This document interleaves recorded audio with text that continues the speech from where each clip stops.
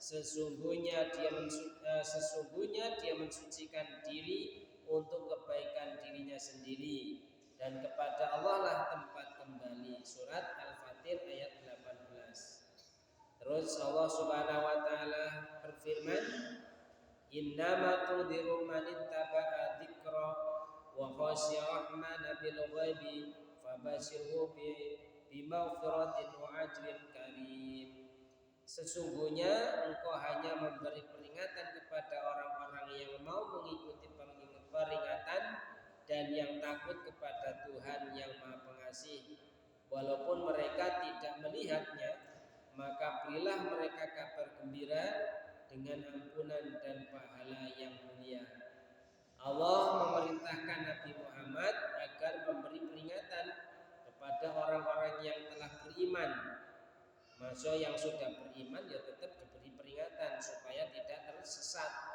Yang telah mengakui adanya hari kiamat dan adanya suatu hari yang pada hari itu manusia menghadap Allah, mempertanggungjawabkan segala perbuatannya yang telah dilakukannya ketika di dunia, dan tidak seorang pun yang dapat menolong yang lain, sebagaimana tersebut di dalam firman Allah, yauma la tamliku nafsun la nafsin syai'an li nafsi syai'an wal amru yauma idzilillah, yaitu pada hari ketika seseorang sama sekali tidak berdaya atau tidak ada yang menolongnya orang lain, dan segala urusan pada hari itu dalam kekuasaan Allah Subhanahu wa taala. Dadi benjing ketika teng yaumil mahsyar orang-orang dikumpulkan jadi satu untuk dimintai pertanggungjawaban, tidak ada seorang pun yang bisa menolongnya. Orang tuanya nggak bisa, pacare nggak bisa, tonggone nggak iso, biyen sing digadang-gadang jadi backingnya tentara misalkan, semuanya nggak bisa menolong. Wong ngopeni awake dhewe mboten saged napa malih nolong boro-boro nolong orang lain. Ya, karena dirinya sendiri belum tentu selamat dari hisabnya Allah, pertimbangannya Allah. Karepe nolong dia enggak mungkin. Maka satu-satunya yang bisa menolong itu adalah Allah Subhanahu wa taala. Orang-orang yang beriman, yang benar-benar beriman, selalu berusaha menyempurnakan takwanya kepada Allah, selalu mencari keridhoannya tanpa menggantungkan diri kepada orang lain, seperti wali-wali yang soleh atau orang-orang soleh. Mereka yakin dan percaya bahwa iman, amal, dan kebersihan jiwa dapat membebaskan mereka dari segala siksaan Allah. Adapun orang-orang kafir yang tidak percaya dengan Allah, yang tidak mau beriman kepada Allah, mereka tidak perlu diberi peringatan, karena peringatan dan ancaman itu tidak berfaedah baginya, percuma. Maksud dikai peringatan, dikai pengertian, ya boten tetap iman, boten beriman, panggah kafir mawon. Mereka tidak percaya sedikit pun bahwa iman, amal, dan kebersihan jiwa dapat membebaskan mereka dari siksaan Allah. Wis gak percaya. Lah itulah bedanya orang beriman dengan orang yang tidak beriman. Tapi nanti akan suatu saat, suatu ketika nanti di hari kiamat baru akan beriman. Tapi pada saat itu sudah tidak ada pintu taubat, karena sudah berada di alam akhirat.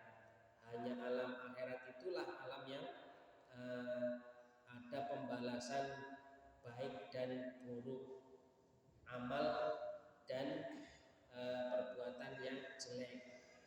Hanya ada pahala dan ganjaran itu teng akhirat. Karena di dunia ini amal pahala niku dereng disukani, makanya karena sifatnya ghaib, tidak nampak. Kalau nampak ditampakkan di dunia, semua orang yang hidup di dunia akan beriman kepada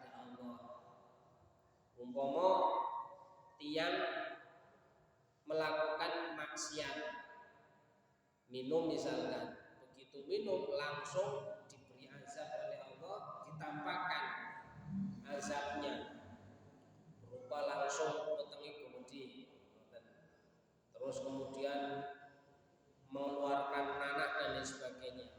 Nanti orang yang ada di dunia semuanya akan tobat, nggak mau melakukan minum-minuman dan lain sebagainya. Maka karena azab, siksa, pahala itu sifatnya adalah ghaib, maka kita harus percaya kepada yang ghaib supaya selamat. Apakah Allah itu tidak mampu misalkan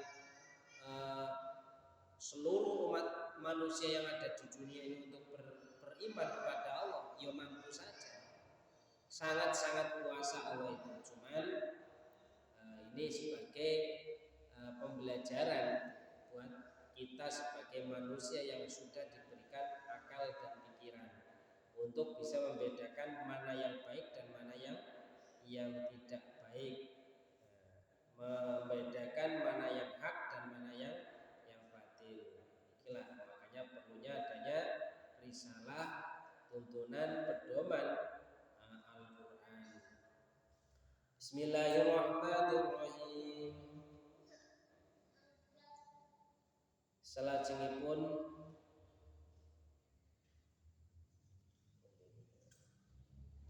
wala tadrudil ladzina tad'una rabbahum wala tadrudil ladzina lan ojo nolak sira kabeh iki kono. Salajengipun wa kadzalika fatanna wa kadzalika lan kaya mangkono keterangan kang tinutur fatana nyoba ingsun ba'dhum ing setengah umat tibadin kelawan setengah aliyaqulu supaya ngucap sapa sira aha ulai ana ta mangkono fuqara minallahi iku paring kanugrahan sinten Allah alaihi ngatasi umat mimbainina saking antaraning ingsun alaisa ana ta ora ana sinten Allah Gusti Allah diaklamu iku luwih pirsa bisyakirin kelawan wong kang padha syukur kabeh. Bismillahirrahmanirrahim. Perumpamaan yang diterangkan pada ayat yang lalu adalah semacam cobaan dan ujian Allah kepada orang-orang yang beriman. Cobaan itu sengaja diberikan Allah untuk menguji dan memperkuat iman seseorang yang benar-benar beriman. Tabah dan sabar menghadapi cobaan-cobaan itu. Sebaliknya orang yang kurang atau tidak beriman pasti tidak akan tabah dan sabar menghadapinya. Cobaan dan ujian itu diberikan Allah beraneka bentuk. Ada kalanya cobaan itu berupa perbedaan-perbedaan yang terdapat di antara manusia. Ada yang kaya, ada yang miskin, ada yang kuat dan ada yang lemah, ada yang berkuasa dan ada yang dikuasai. Ada yang menindas dan ada yang tertindas dan sebagainya. Demikian pula ada yang bodoh dan ada yang pandai, ada yang sehat dan ada yang sakit dan sebagainya. Orang-orang yang lemah imannya akan merasa terhina dengan perkataan orang-orang kafir. Orang-orang yang memeluk agama Islam itu hanyalah orang-orang yang bodoh, orang-orang miskin dan orang-orang yang berasal dari kasta yang rendah. Atau perkataan orang-orang kafir bahwa kamilah yang dicintai Allah karena kami diberi rezeki yang banyak dan pengetahuan yang tinggi oleh Allah. Mila kadang wong sing beriman kali sing boten niku kata-katae suke-suke sing boten beriman. Krana gene iki diuji. Makanya kadang enten sing ngomong malah salat ora suke ae. Padahal salat tujuannya bukan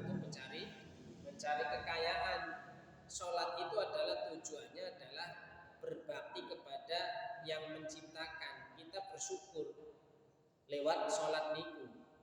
Wong krono dikei kenikmatan saged berbicara, urip dan lain sebagainya, saged napa niku megawe niku kan bentuk dari kasih sayangnya Allah.